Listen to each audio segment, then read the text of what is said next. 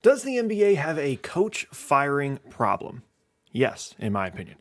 As of this morning, it was found out that the Indiana Pacers head coach Nate Bjorkgren, we're just going to call him Coach Nate moving forward, apparently is in trouble. He could potentially be fired at the end of this season. And this kind of set me off a little bit. I got this notification. I sat down and thought about it. I looked through the Pacers season. I thought about what I'd seen from the Pacers this year, from this coach, from this roster.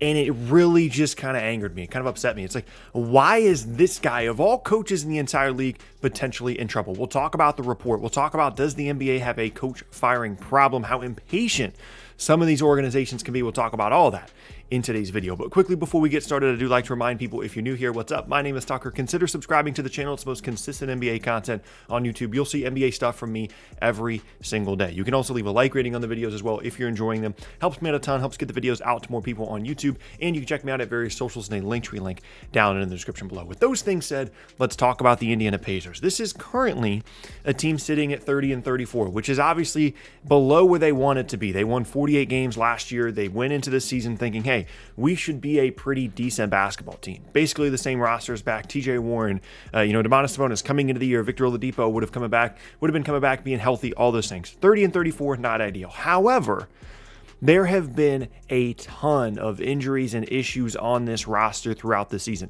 Here's a couple of guys that have started, not just played, started for the Indiana Pacers over the last couple of games. O'Shea Brissett, Edmund Sumner, and Jakar Sampson. If you don't know who any of those guys are, I wouldn't blame you. I don't think anybody would blame you for not having any idea who any of those three players are. All of those guys have started, some of them multiple games over the last 4 to 5 games for Indiana. Overall, they've had 20 different players play for them this season and 15 different players start for the Pacers so far this season. And yes, the record is not where they want it to be. The expectation coming into this year would have been that they would be competitive, and they fired Nate McMillan last year. You know, Nate McMillan, the guy that's leading the Hawks right now to a pretty decent record. They fired him last year after a 45-28 season. People thought that that was going to raise the ceiling of this group. Most people that I knew that were Pacers fans or were paying attention to the Pacers were excited about a coaching change there in Indiana. And this guy that they brought in, Coach Nate, as we'll call him, is someone that was a head coach of a G League team, then moved over to the Suns player development staff, which increasingly looks like a pretty good gig now, and was the assistant coach for the Toronto Raptors for the last couple of seasons. And a handful of months ago, this Pacers team decided, this is our guy. This is who we want to bring in after the Nate McMillan era. He's going to be the one that's going to lead us. A handful of months ago, they made that decision, and now, all of a sudden, the sky is falling in Indiana. After they've had all of these injuries, after this guy has had no training camp, 15 different players starting, 20 different players playing in a game for Indiana, now that, as part of their evaluation process, decides for them they don't think he's the correct head coach anymore. I cannot fathom how you can go from a handful of months ago, this is our guy, let's go and bring him in. We want him to be the head coach, one of 30 head coaches in the entire league. He's one of the best head coaching candidates out there. Let's go and bring him in. And a handful of months later, in arguably the weirdest season in league history, in a season in which everybody's getting hurt, in a season in which you didn't have a fantastic roster to start out with anyway, by the way, you're now deciding that this guy is not the coach that you want to lead your team. Now, if you go and look at the report specifically, it basically says that he has some issues, with building relationships with certain players and staff within the organization, okay? I can't speak to the staff. Maybe this guy is the worst person in the entire world and everybody hates him, okay? But let's look specifically at the players, at the fact that he has, quote unquote, lost the locker room potentially there because of his manner of speaking, because of his communication style, okay?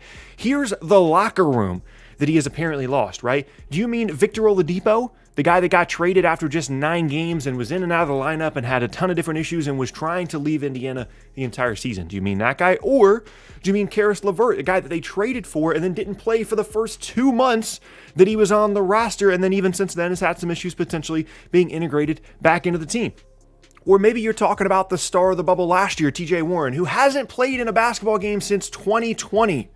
Due to injury. Or maybe you're talking about Miles Turner, a guy who has only played 1 game in the last month, or maybe Jeremy Lamb, who can't seem to go 2 weeks without getting injured. I just named 6 of the most important guys on this roster, either coming into the year in Victor Oladipo or since with the Caris LeVert trade. And none of them have been able to stay on the floor consistently. So yes, maybe you have some issues with the communication style. Maybe you have some issues with the way that he coaches, the way that he talks to guys after just a handful of months on the job. You don't know this guy. He just showed up, okay? But you know what probably would have made it better if you were winning basketball games? You know what would have helped you win basketball games? Actually being healthy. I don't understand the evaluation process. I don't understand how you can go from him being your guy to the crazy circumstances of this season informing a handful of months later, we should fire this guy. Because you know what teams fire their coaches after a year, after 2 years? The really, really bad ones historically. Let me give you some examples, okay? Sacramento, Minnesota. These are the 2 teams that typically are firing their coaches quickly, right? They have not been to the playoffs since 2006, that being the Sacramento Kings. They have quickly fired 3 coaches in that time span. Reggie Theus lasted a season and a half. George Karl, a season and a half. Mike Malone, you know, the guy that's generally considered one of the best head coaches in the league, is currently leading the Nuggets to one of the best Western Conferences in the league and has one of the best young rosters, again, in the league, and has coached the guy that's going to win MVP this year, Nikola Jokic. They fired that guy after a season and a half. Minnesota, 1 playoff appearance since 2005. They've quickly fired 3 coaches in that time span as well. Dwayne Casey, a season and a half. Randy Whitman, a season and a half. Sam Mitchell, 1 season. Now, granted, with the exception of Mike Malone in Denver and George Karl prior to being in Sacramento, none of these guys are fantastic head coaches. Yes, Dwayne Casey won Coach of the Year, but we can kind of talk about the Toronto thing separately, right? But this is an indicator of a franchise that does not know what they're doing. And over the last handful of years, that franchise has not been Indiana. They haven't been fantastic. They haven't been a true threat. They've been in some 7-game series, right? But they haven't been a franchise on the level of Sacramento or a franchise on the level of Minnesota all the way down to the bottom of the league. But this level of impatience is dangerous. Give this guy an opportunity, right? Maybe it's not the coaching that's a problem. Maybe it's the injuries. Maybe the roster isn't fantastic. Maybe there's some other issues there organizationally outside of the guy that you just brought in. I understand that it's easy to look at this team last year compared to this year and say, we won 48 games last year. We've only won 30 out of 64 to this point in the season. We're below 500 before the All-Star break. We're below 500 after the All-Star break. The one thing that we changed was we brought in this new coach. Clearly, he's the issue, okay? But if we can just take a second and breathe and look at the situation as a whole, it's clear that even if he is a problem, he's not the only problem. This isn't a fantastic roster. The Sabonis-Turner thing is a weird kind of fit.